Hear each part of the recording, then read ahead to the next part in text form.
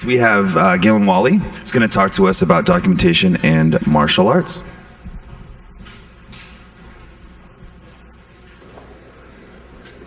So there's this Christ-like moment of doubt that everybody has when they go to give a talk somewhere that they've never done before, when they've submitted their conference proposal 1 hour before the deadline. Surprise, you're talking. How many people practice martial arts actively here in the audience? At least a couple. Fantastic. I'm not talking to a bunch of people who will go, what? I'm going to talk to you about martial arts and how it applies to documentation at the company that I work for, Fastly. When people ask me why I started practicing martial arts, my answers vary depending on who I'm talking to, but the TLDR for it is I needed some better rules to live by about 10 years ago when I got laid off from a job. Today I work as the Pied Piper of documentation and translator of Geek at Fastly. It's a startup company that's based in San Francisco, and when I signed on we had 29 employees, give or take. I'm pretty sure I was employee number 30. Today we're closing in on roughly 170 full-time employees, and my math may be a little off on that number, but I have some numbers that I think you'll be interested in seeing. So this is our official documentation team. And in case you're wondering, I'm the one without the beard. And this is how many people are trained technical writers actively writing docs. However, this is how many potential documentation writers we have. It's 170 roughly. And yes, that's effectively everyone at our company. Now, realistically, does everyone at the company actually write documentation? No, not yet. But our core belief is that everyone at our company can and should be able to write docs. And in fact, we believe it so strongly that we've started structuring our entire onboarding procedure around that very concept. And it's starting with our customer support group with a little bit of overlap into our engineering and development teams as they do a rotation through customer support as part of their onboarding. Now, we're still feeling our way around a little bit, but everything that we're putting into place follows 7.5 rules. And those are the same rules that I learned when I first started learning martial arts. So, rule number 1, find a good teacher and get a good education. When I started practicing martial arts, I happened to be pretty lucky to find a dojo nearby my house where I could study with a world-renowned martial arts master. And from the very first day that I stepped onto the mats, I had my sifu, my teacher, with me, or an advanced student who was always showing me, move your arms like this, stand like this, breathe. At Fastly, what we do is we mentor people by immediately assigning them a buddy that starts on day 1 of their job. And for a brief time, we used to have just a single person that was doing all of the mentoring, but what we found out was that they tended to focus their efforts on only the people who had the most visible problems. So the employees who might not be as vocal or might not be as visible, they didn't get as much attention. We found that this one-on-one mentoring approach worked better and turns out to be a lot more scalable as we grow as a company.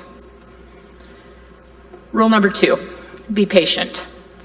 My sifu likes to say, you can't get in shape overnight. And he frequently talks about how you shouldn't expect to get a black belt within a year or 2. The simple fact is that when you study martial arts, it takes time. It takes time to get good. We have to learn what our bodies can and can't do. We need to fall down a few times to understand, maybe I should have gotten out of the way of that kick. And every single student of martial arts learns patience this way.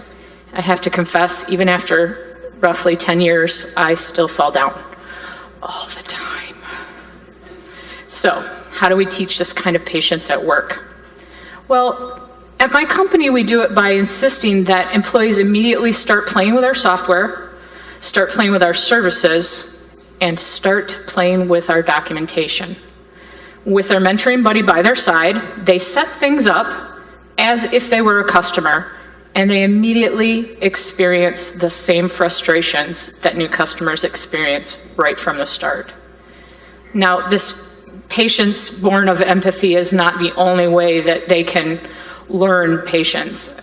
They really get out of it is that they learn our docs from the start and immediately start to ask, why am I doing this thing that the customer is doing?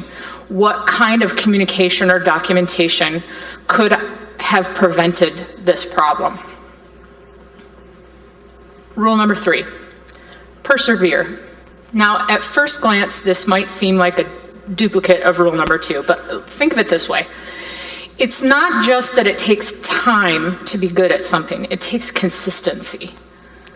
Being a great martial artist means understanding that you just can't show up at the dojo every few months and throw a few punches and kick a few kicks and call it good. You have to show up consistently, you have to show up from day one, and you have to show up even when it's very difficult. At Fastly, our writers begin touching the documentation from day one.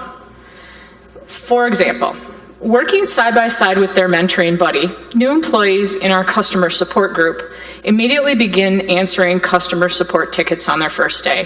From that very first day, they work to actively point out at least one piece of documentation that could have helped the customer in every ticket they answer.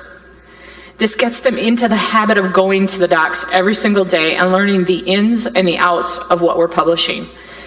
And it helps them stay informed. And it helps me understand where we have recommendations and additions for changes that will ultimately improve our entire documentation set. Now, rule number 4, practice hard. When we train in martial arts, we push ourselves to take on more than we ever thought possible. My Sifu likes to say this more concept is breaking through your limitations. When we practice hard and break through these limitations in martial arts, we can take on challenges that we never thought were possible. So translating this into documentation at Fastly. Within the first 2 weeks of their employment, employees work with their mentoring buddy to submit a completely new guide to our documentation set or significant change to our documentation. In addition, they monitor incoming support tickets where they point people to our docs. They monitor our community forums where the answers that they give get converted into docs. And I could continue to list more, but what it all amounts to is that there is a ton of work and communication that they do all within the first month that they're working for our company. Here's the thing though. When they have such an intense and constant focus on communication and documentation, we've found that they have tackled some amazingly complex topics very, very early on in their employment, when they might have otherwise shied away from them. They've turned some really dense information into succinct, easy to follow guides that are among our most popular documentation pieces to date. Rule number 5. Practice exactly what you want to perform. Now, at the dojo that I attend, we're trained from day one to keep your hands up in a good guard. And when we fight, we know that if the worst thing happens, we actually have to fight. God help us, we hope it never happens. We'll be doing what we've been taught to do all along. My Sifu likes to say, there's no room for doing this when in a fight you need this. I think it's safe to say that there is not a single one of my coworkers who would expect to be able to write a letter home to mom and have that count as part of a company service guide, any more than we might expect, say, playing like Arkham Asylum or something to teach us how to know Kung Fu or hand-to-hand combat. All this work that they're doing to answer customer support tickets with these documentation links, these documents that they're creating within this first month, that's real work. It's immediate success for them that gives Fastly exactly what they need and gives them this immediate success to encourage them to do more. And it helps them think of things just a little bit differently. Rule number 6, still your mind. Now, I have to confess that this is the slide that I was working on last night, probably later than I should have, because it's the most contentious. It's really hard to articulate this. I have a very bad habit of speaking before my brain is completely engaged, and I found that I often had the same problem in martial arts, in my technical writing as well. I really needed a pause button. And at the risk of me becoming kind of granola crunchy on the topic, the best way for me to find my pause button is to actually meditate and breathe. My Sifu likes to say, meditation is the foundation of all true arts. To still and thus control the mind is of the utmost importance. Now, each person's approach to this at my company is a little bit different. For some writers, their pause button may involve playing a game of soccer. We actually have a league-winning company soccer team. And for others, it may be reading a book. We have a Goodreads group for our company where we share our ideas. The key point here is that every single writer on our team is supported by the company to find their bliss, to find and take that time that gives them their happy place. And they do it in whatever way works best for them, even if it means taking time off work. Rule number 7, make it your passion. Now, my Sifu likes to quote a martial arts master who once said, "You need 2 things in life, something to live for and something to die for." You are very fortunate if they are the same thing. Regardless of what you're doing, be it writing or martial arts, you've got to love it. In martial arts, it's passion that keeps you going to the dojo 2 or 3 times a week for 5 months straight, even after you've had shoulder surgery that hurts like hell and you've just had your pain pump taken out and you can't step on the mats to actually participate. That was me. That was me from November to about March this past year. Now, while I'm certainly not advocating that you give up your life for your entire company, at Fastly, passion plays a huge role in the quality of our writing. These beginning employees that are encouraged to write these docs and give these answers, they're given a great deal of freedom on choosing this documentation that they create or update. We don't ever specifically assign them a topic and say, here, you need to write about this, because we want them to have fun. We want them to enjoy what they're writing about. As they gain more confidence in their writing and they taste that bit of success having published something, we found that they naturally start seeking out ways to contribute. Rule number 7.5, shout it from the rooftops. To become a great martial artist, you have to have partners to practice with. It's not enough to go and practice your martial arts by just going through your forms and hitting a punching bag or kicking something, doing the makiwara, whatever. If all you ever do is punch and kick inanimate objects, you won't understand what it's like to work with a partner who moves. For any endeavor that you encounter, the best way to attract partners, and high-quality ones, is to demonstrate a passion for the things that you love by shouting your passion from the rooftops for everyone to hear.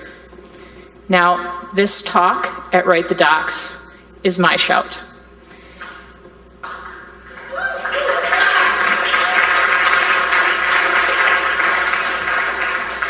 This is just one of the many possibilities that Fastly gives us. They encourage employees to explain and share exactly what it is that they love about what they do and who they do it with. We're constantly presenting at conferences like Write the Docs. We're presenting in a variety of fields. We host and do meetups. Shout out. And we write blog posts and newsletter articles, and sometimes they're not even for our company. We write them for other people.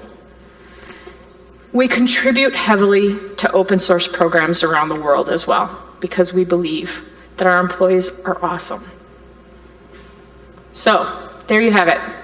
7.5 rules for becoming a great martial artist, for becoming a great documentarian, or simply becoming great at anything you do. Now, why 7.5? Gosh, look at the time. Well, unfortunately, we're very close to being out of time. So, please feel free to ask me after the talk, and I will be happy to explain it to you. I've also conveniently supplied you with information that you can't see. So come and ask me for my GitHub link to the Write the Docs talk, or just look me up on GitHub at Gaylin, Gaylin, and you can find me on Twitter as well at GWALLI. Thank you.